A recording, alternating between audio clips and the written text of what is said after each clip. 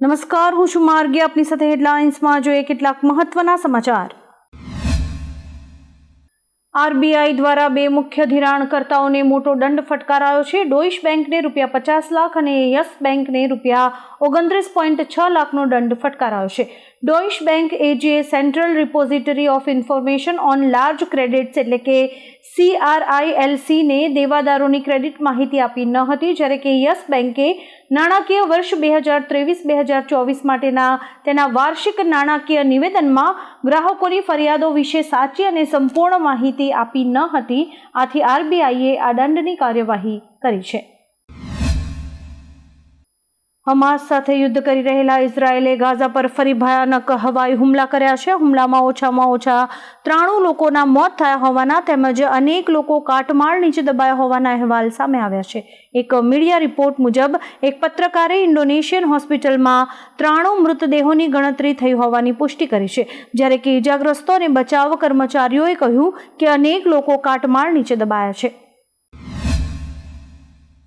પાકિસ્તાનના પીએમ શાહબાઝ શરીફે મોડી રાત્રે એક કાર્યક્રમમાં કહ્યું કે 9-10 મેની રાત્રે લગભગ 2:30 વાગે આર્મી ચીફ અસીમ મુનીરે મને ફોન કરીને કહ્યું કે ભારત તરફથી મિસાઇલ્સ છોડવામાં આવી છે. આમાંથી એક મિસાઇલ નૂર ખાન એરબેઝ પર પડી, જ્યારે કે કેટલીક અન્ય મિસાઇલ્સ અન્ય લશ્કરી વિસ્તારોમાં પડી.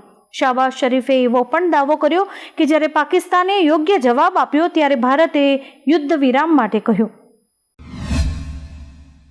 પાકિસ્તાનના ભૂતપૂર્વ એર માર્શલ મસૂદ અખ્તરે પાકિસ્તાનના પીએમ શાહબાઝ શરીફના ખોટા દાવાઓનો પર્દાફાશ કર્યો છે. મસૂદે કહ્યું કે ભારતીય હુમલામાં પાકિસ્તાનને ભારે નુકસાન થયું છે.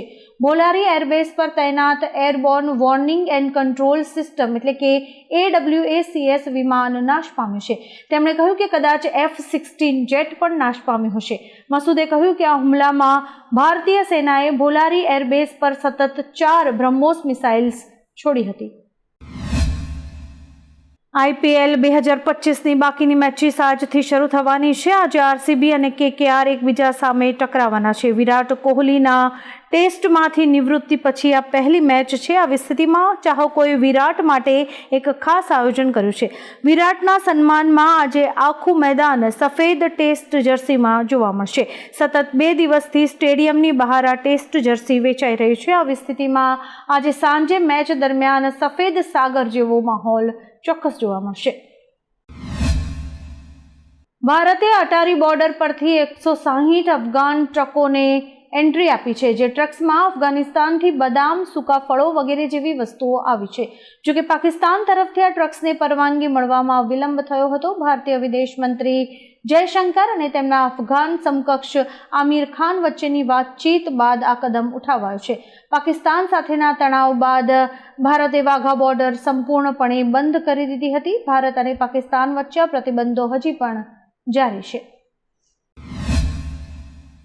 ગુજરાતમાં આજે 13 જિલ્લાઓમાં ગાજવીજ સાથે છૂટાછવાયા વરસાદની આગાહી કરવામાં આવી છે, જેમાં અરવલ્લી, પંચમહાલ, દાહોદ, મહીસાગર, છોટાઉદેપુર, નર્મદા, ડાંગ, નવસારી, વલસાડ, તાપી અને દમણ, દાદરા નગર હવેલીમાં છૂટોછવાયો વરસાદ તેમજ સૌરાષ્ટ્રના જિલ્લાઓ રાજકોટ, અમરેલી અને ભાવનગરમાં હળવાથી મધ્યમ વરસાદ અને ગાજવીજ સાથે વરસાદ પડવાની શક્યતા છે. બાકી જિલ્લાઓમાં હવામાન શુષ્ક રહેશે.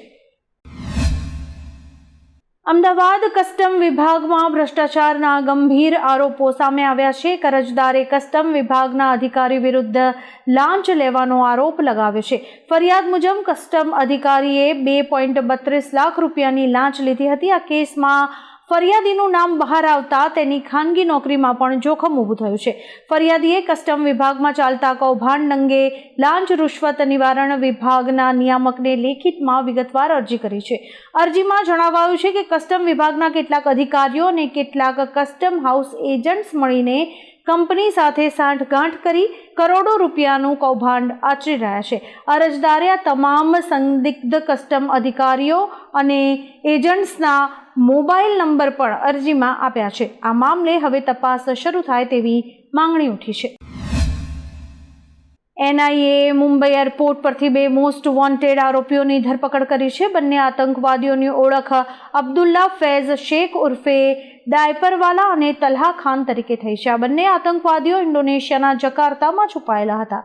ભારત પરત ફરતી વખતે બંનેને મુંબઈ એરપોર્ટ પર ઇમિગ્રેશન વિભાગ દ્વારા અટકાવવામાં આવ્યા હતા. પછી NIA તેની ધરપકડ કરી હતી. વાતાવરણમાં આવેલા પલટાને કારણે કેરીના પાકને ભારે નુકસાન પહોંચ્યું છે. આથી માહોલ એવો હતો કે કેરીના ભાવ ઉચકાઈ શકે છે. જોકે અત્યારે કેરીના ભાવમાં મોટો ઘટાડો આવ્યો છે, જેમાં હાફૂસ અને કેસર કેરીના ભાવ ઘટ્યા હોવાના સમાચાર છે.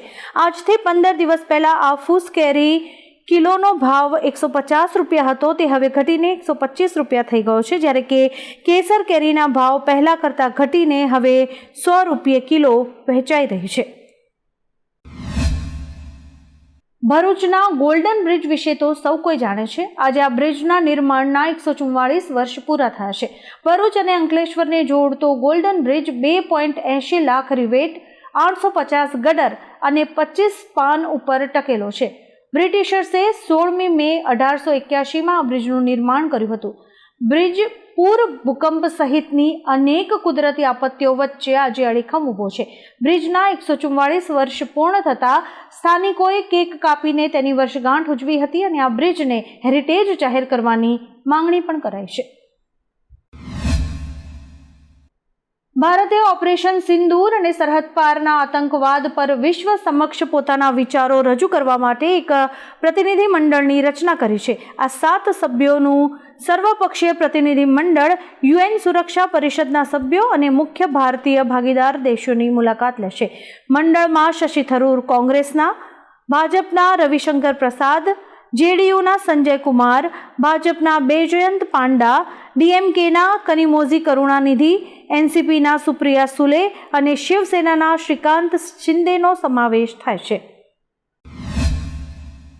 કેદારનાથમાં લેન્ડિંગ કરતી વખતે એક હેલિકોપ્ટર ક્રેશ થયું હતું. હેલિકોપ્ટરમાં ડોક્ટર સહિત 5 લોકો સવાર હતા. જોકે બધા સુરક્ષિત છે. આપને જણાવી દઈએ કે આ પહેલા 8મી મેના રોજ ઉત્તરકાશી જિલ્લાના ગંગણીમાં એક હેલિકોપ્ટર ક્રેશ થયું હતું અને આ અકસ્માતમાં 6 લોકોના મોત થયા હતા અને એક વ્યક્તિ ગંભીર રીતે ઘાયલ થયો હતો.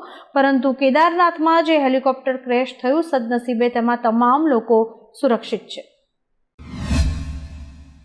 પાકિસ્તાની જાસૂસ દેવેન્દ્રની હરિયાણાના કૈથલથી ધરપકડ કરવામાં આવી છે. તે પાકિસ્તાની સેના અને ISIને સંવેદનશીલ માહિતી આપી રહ્યો હતો. પૂછપરછમાં તેણે કબૂલ્યું કે તે ISIના સંપર્કમાં હતો અને ઓપરેશન સિંદૂર સંબંધિત માહિતી શેર કરી રહ્યો હતો. દેવેન્દ્ર પંજાબની એક કોલેજમાંથી MA કરી રહ્યો હતો. 2024માં પાકિસ્તાની એજન્ટ્સની સાથે તેની મુલાકાત થઈ હતી. અત્યારે તેના મોબાઈલ, લેપટોપ અને અન્ય ઉપકરણોની તપાસ ચાલી રહી છે. અમેરિકાના રાષ્ટ્રપતિ ડોનાલ્ડ ટ્રમ્પ ગાઝામાં રહેતા 10 લાખ ફિલિસ્તીનીઓને કાયમ માટે લિબિયા મોકલવાની યોજના બનાવી રહ્યા છે. સૂત્રોના જણાવ્યા મુજબ આ મુદ્દે લિબિયા સરકાર સાથે વાતચીત ચાલી રહી છે. જો લિબિયા સંમત થાય તો અમેરિકાએ અબજો ડોલર રોકડ આપવાની ઓફર કરી છે. નિષ્ણાતો માને છે કે ઇઝરાયેલી હુમલામાં બધું ગુમાવનારા ગાઝાના લોકો આ વાત સાથે સહમત થઈ શકે છે. તે જ સમયે એક વર્ગ એવું પણ કહે છે કે આમાં કોઈ કાવતરું છે.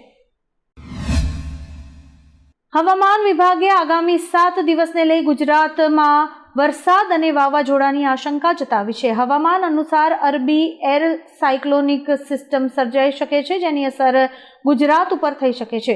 જો વાવાઝોડું ગુજરાત તરફ ફંટાશે તો ભારે પવન સાથે વરસાદનું અનુમાન છે, પરંતુ જો અન્ય જગ્યાએ ફંટાઈ જાય તો પણ 22મી મેની આસપાસ દક્ષિણ ગુજરાત અને સૌરાષ્ટ્રમાં વરસાદી ઝાપટા વરસી શકે છે. હરિયાણા પોલીસે એક મોટી કાર્યવાહી કરી છે. પોલીસે 6 શંકાસ્પદોની ધરપકડ કરી છે. આ બધા પર પાકિસ્તાન માટે જાસૂસી કરવાનો આરોપ છે. અત્યારે તો પોલીસ બધાની પૂછપરછ કરી રહી છે. દરમિયાન એક યુટ્યુબર જ્યોતિ મલ્હોત્રાની પણ આ મામલે અટકાયત કરાઈ છે.